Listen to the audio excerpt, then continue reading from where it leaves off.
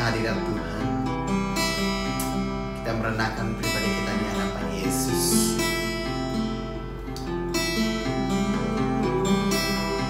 Terima kasih.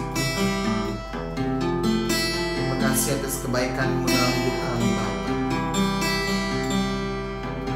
Haleluya.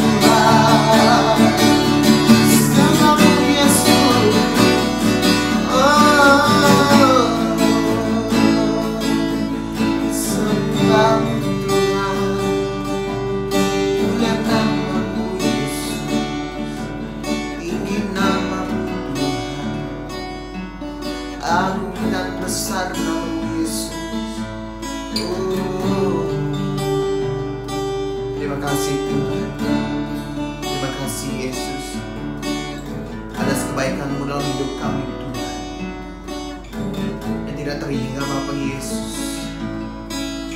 Haleluya. Sebentar kami akan mendengarkan firman-Mu Tuhan. Biar Engkau yang mengurapi hamba-Mu Tuhan Yesus. Melalui hamba-Mu Tuhan, setiap telinga yang mendengar akan dipenuhi Bapa Yesus dengan firman-Mu Tuhan. Terima kasih Tuhan. Terima kasih Yesus.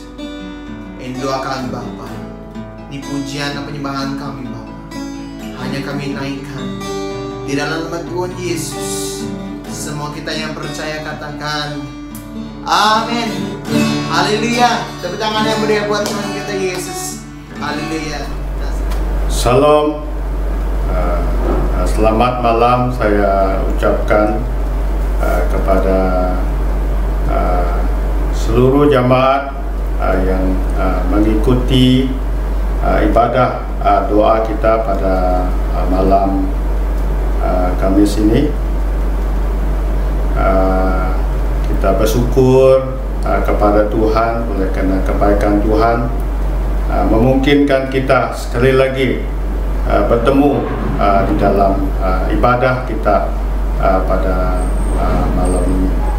Jadi malam ini sebelum kita mulai acara doa kita, saya membawa kita melihat di dalam firman Tuhan yang diambil dari Injil Lukas 18 ayat yang pertama sampai ayat yang ke-8, berbunyi demikian. Tulis besar di atas ialah perumpamaan tentang hakim yang tak benar.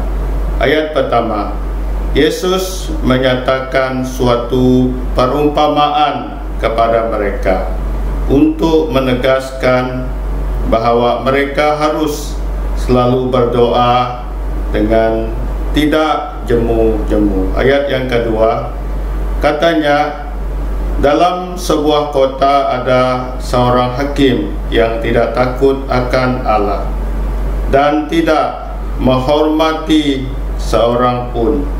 Ayat yang ketiga, dan di kota itu ada seorang janda yang selalu datang kepada hakim itu dan berkata, belalah hakku terhadap lawanku. Beberapa waktu lamanya hakim itu menolak, tetapi kemudian ia berkata dalam hatinya, walaupun aku tidak takut akan Allah dan tidak menghormati seorang pun, namun kerana janda ini menyusahkan aku, baiklah aku membenarkan dia, supaya jangan terus saja ia datang dan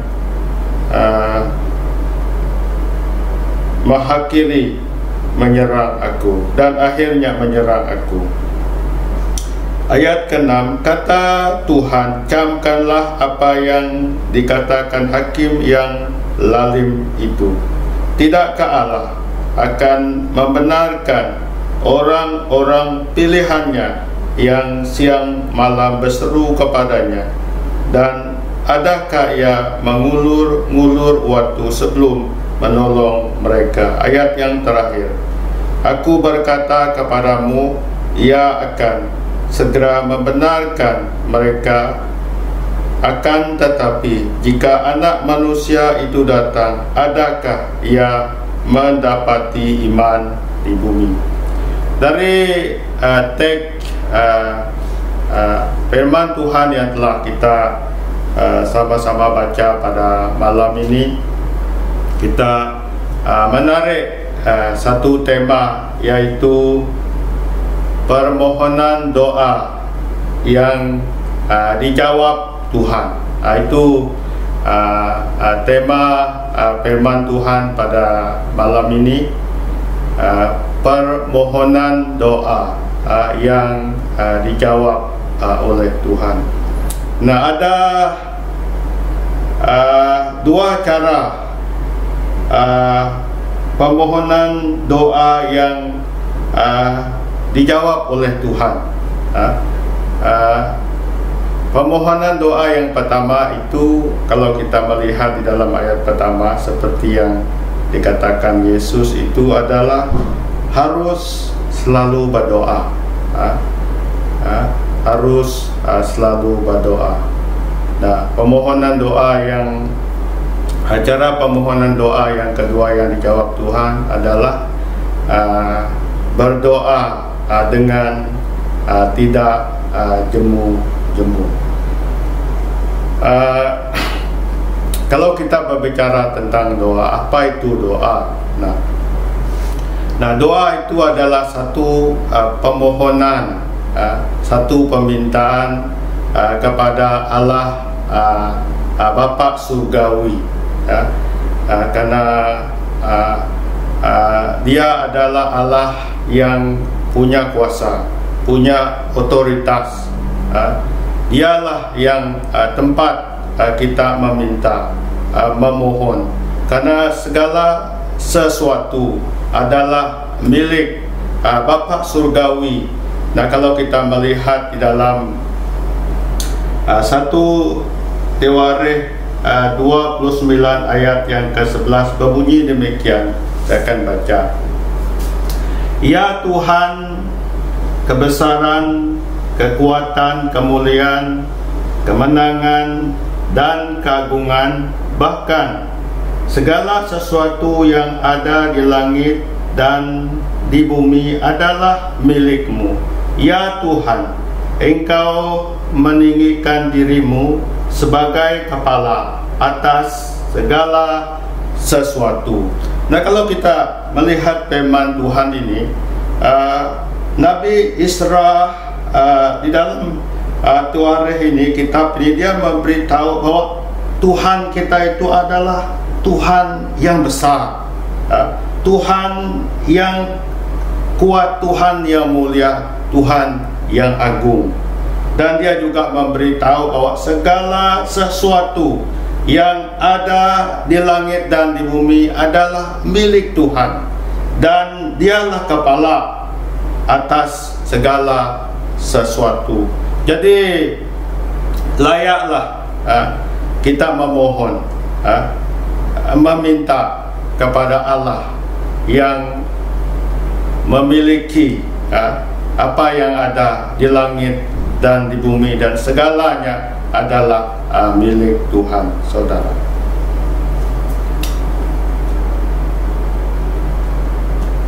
Nah, mengapa kita harus berdoa? Mengapa kita harus selalu berdoa seperti yang diberitahukan di dalam ayat yang pertama, di dalam perumpamaan tentang hakim yang tak benar ini. Nah, kalau kita melihat di dalam Efesus, kalau kita lihat Efesus pasal 6,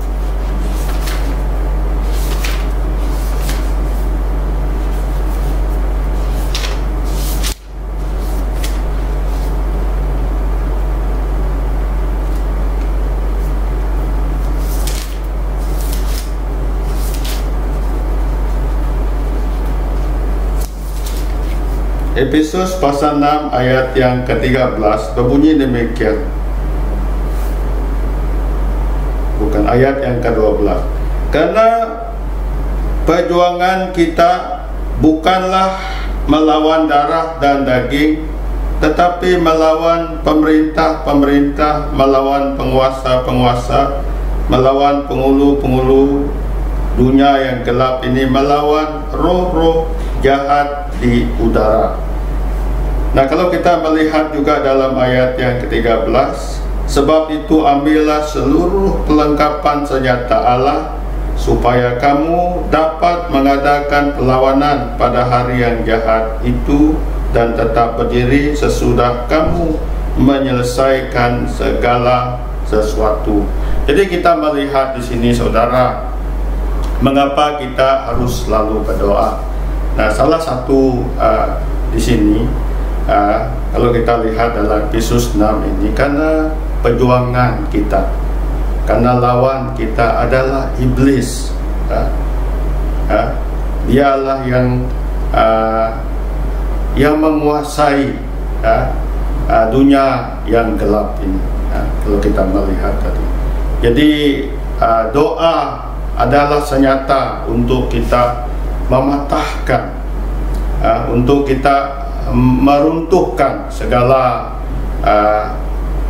pekerjaan iblis Tuhan di dalam kehidupan kita sebagai orang yang percaya.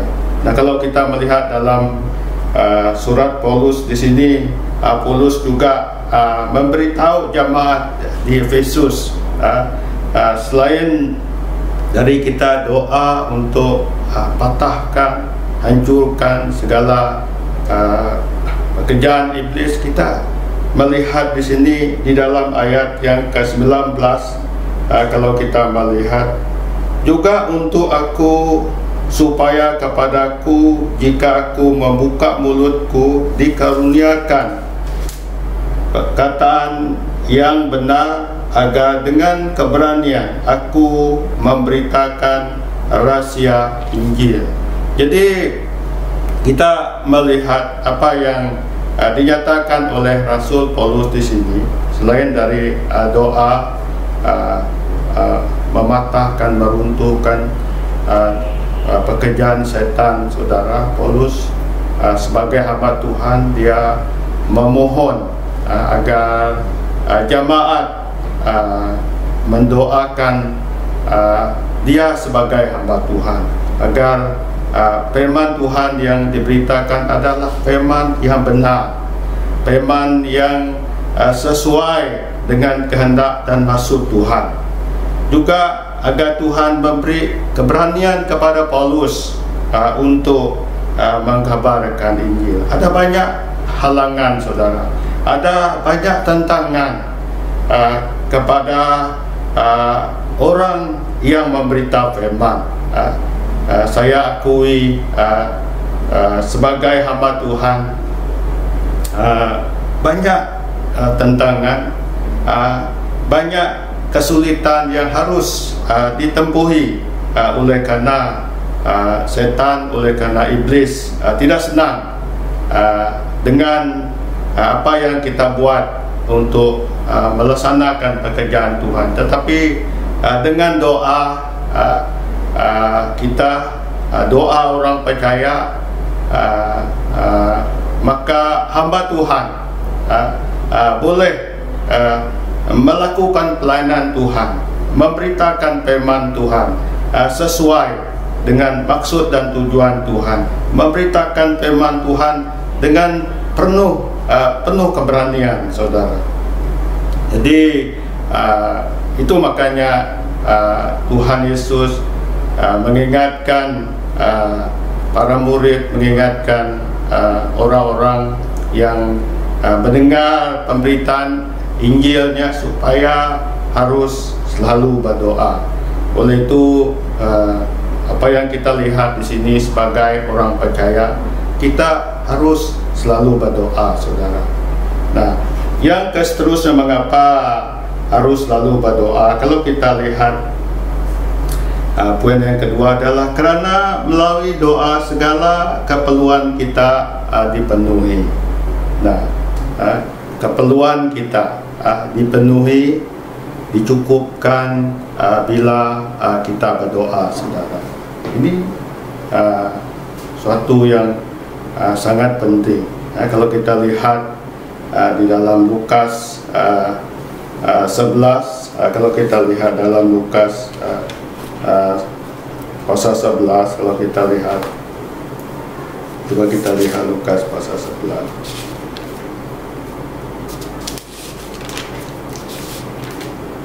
Saya baca untuk kita, Lukas 11. Kalau kita lihat ayat ketiga, saya baca, berikanlah kami setiap hari makanan kami dengan secukupnya, dan ampunilah kami akan dosa kami, sebab kami pun mengampuni setiap orang yang bersalah kepada kami, dan janganlah membawa kami ke dalam percobaan. Lalu katanya kepada mereka, jika seorang di antara kamu pada tengah malam pergi ke rumah sahabatnya. Ia berkata kepadanya, "Saudara, pinjamkanlah kepadaku 3 roti." Jadi kita melihat salah satunya mengapa kita harus selalu berdoa, karena melalui doa segala keperluan kita dipenuhi oleh Tuhan. Nah, kalau kita melihat dari teks pembacaan kita ini, di sini bila Tuhan Yesus sudah selesai berdoa, datanglah salah seorang murid. Dia berkata kepada Yesus supaya mengajar bagaimana cara berdoa. Jadi kata Yesus kepada mereka, kalau kamu berdoa beginilah. Kalau kita lihat tadi ayat ketiga, "Berikan kami makanan kami secukupnya pada hari ini." Dan Tuhan Yesus juga mengajar, "Jauhkanlah kami dari segala pencobaan dan lepaskan kami dari yang jahat. Ampuni kami sebagaimana kami mengampuni orang yang bersalah kepada kami." Jadi ini doa yang diajar oleh Tuhan. Jadi kalau kita melihat hal ini, saudara, ini mengingatkan kita bahwa sebagai orang yang beriman, sebagai orang yang percaya, kita harus selalu berdoa. Tiap-tiap hari waktu kita berdoa, kita katakan kepada Tuhan, "Berikan kami makanan kami secukupnya pada hari ini." Jangan untuk esok, saudara. Kalau kita pikir esok itu, Tuhan Yesus kata itu esok itu untuk esok.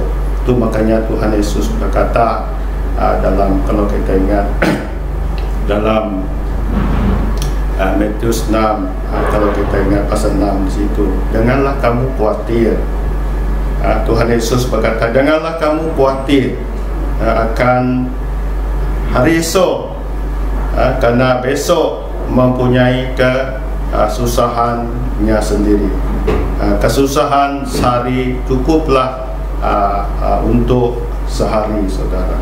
Jadi kalau kita lihat apa yang Tuhan Yesus beritahu kepada kita ini adalah realiti hidup kita, saudara.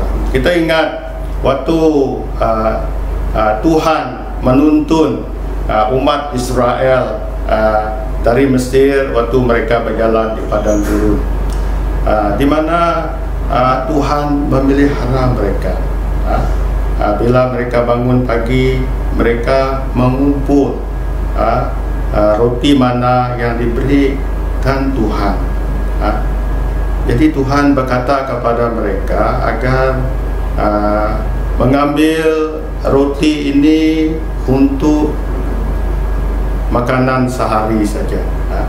Jangan ambil untuk esok. Itu Tuhan berpesan kepada mereka.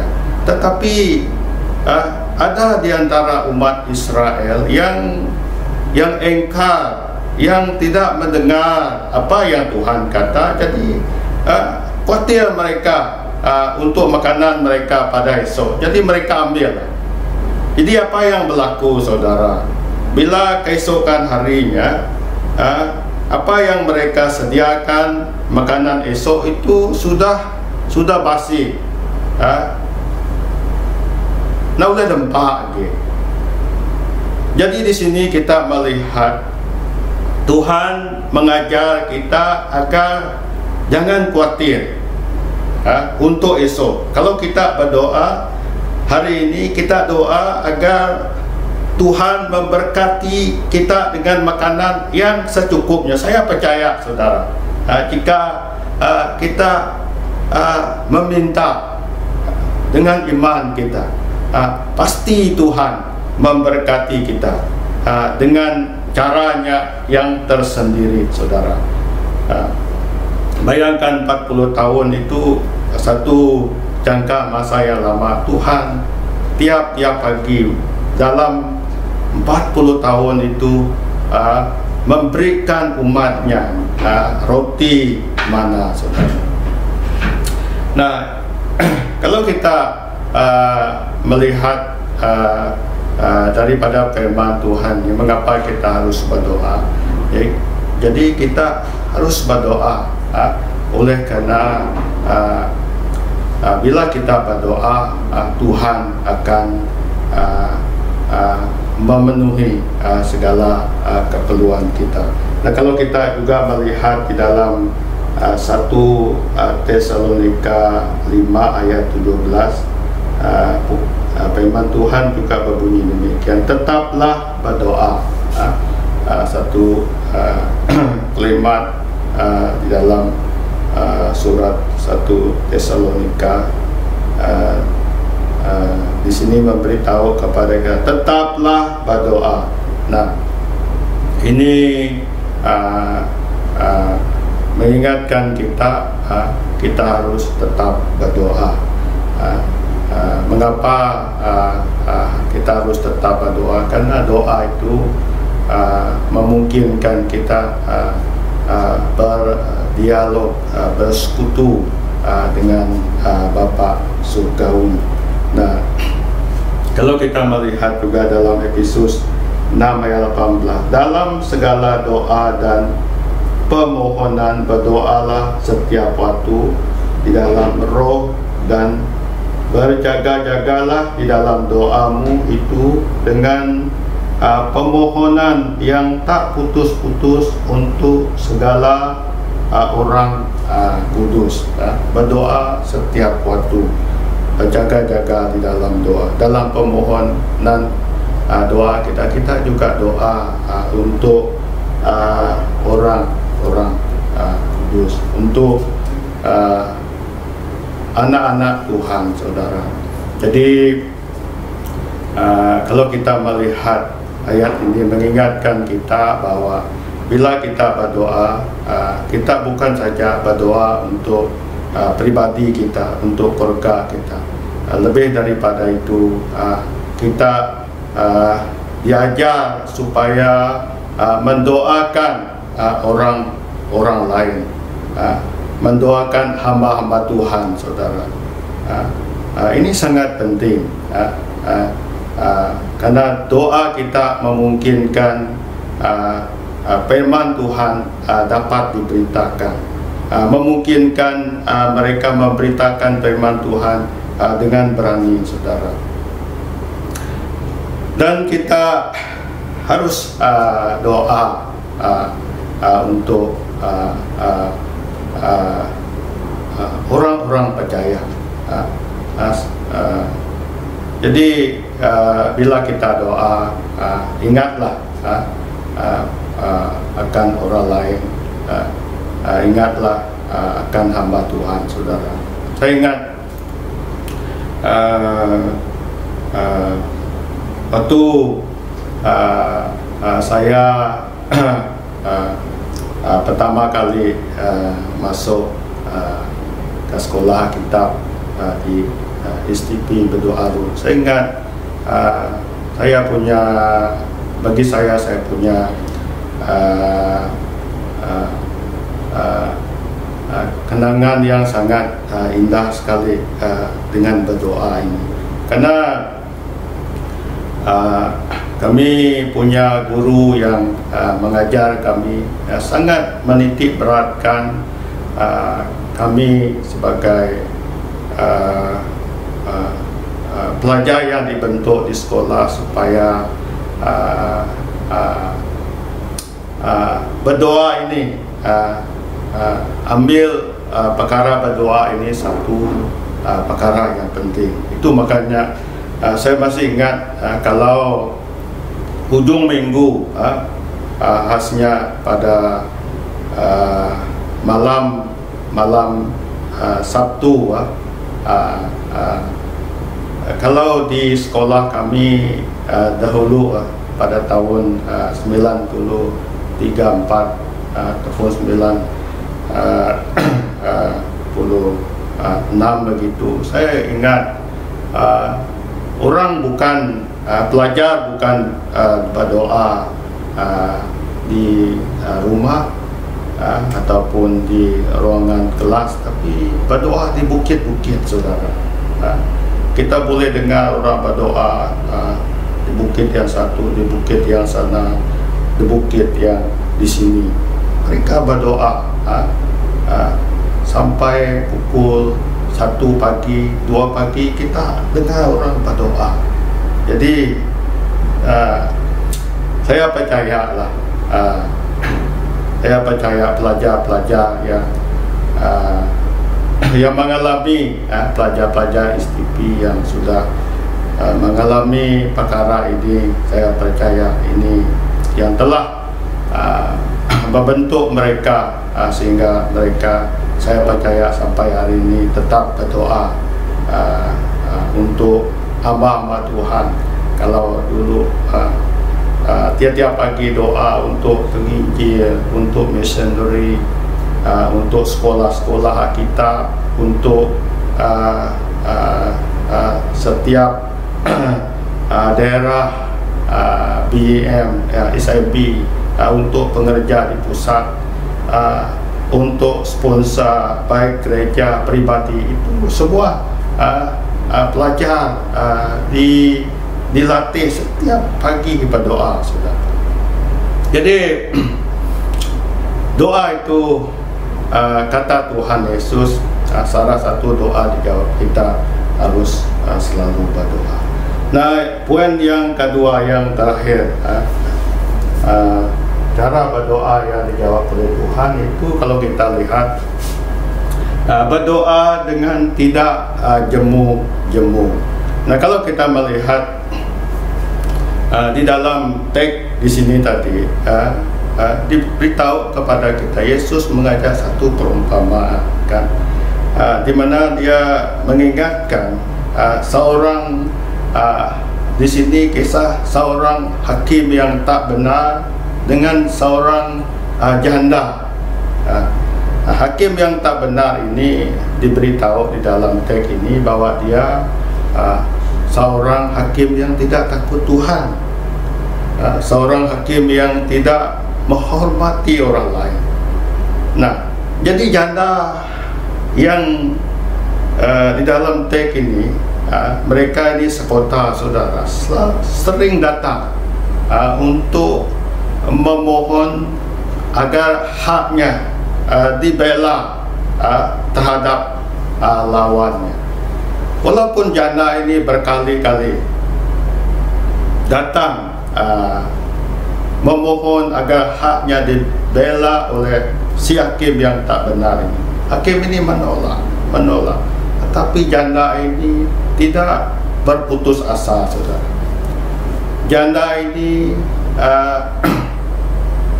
tidak jemu-jemu, sehingga apa yang dikatakan hakim yang tak benar ini. Kalau kita lihat ayat keempat, beberapa waktu lamanya hakim itu menolak, tetapi kemudian ia berkata dalam hatinya, walaupun aku tidak takut akan Allah dan tidak menghormati seorang pun, namun karena janda ini menyusahkan aku, baiklah aku membenarkan dia supaya jangan terus saja ia datang dan akhirnya menyerang aku. Nah, ini yang hakim ini berbicara dalam hatinya.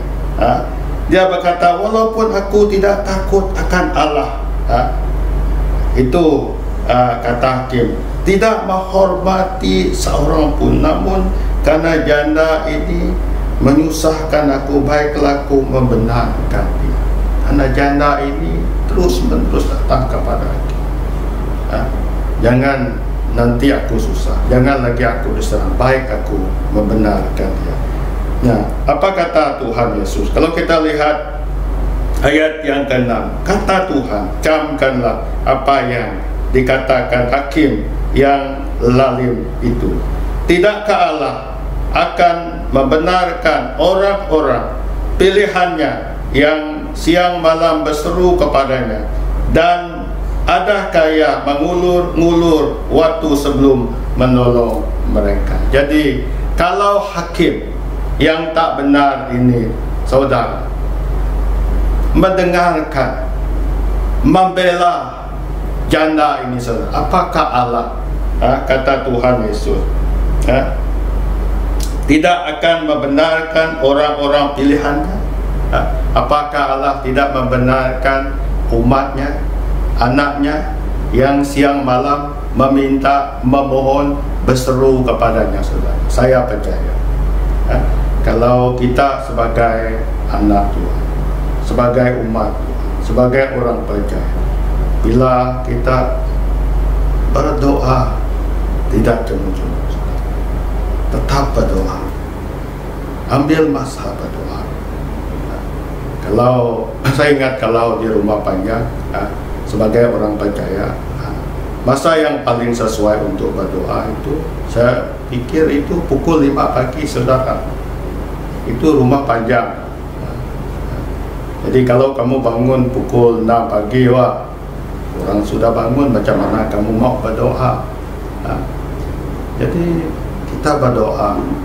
Bila kita bangun awal, kita boleh doa dengan tiada gangguan. Kita boleh tumpukan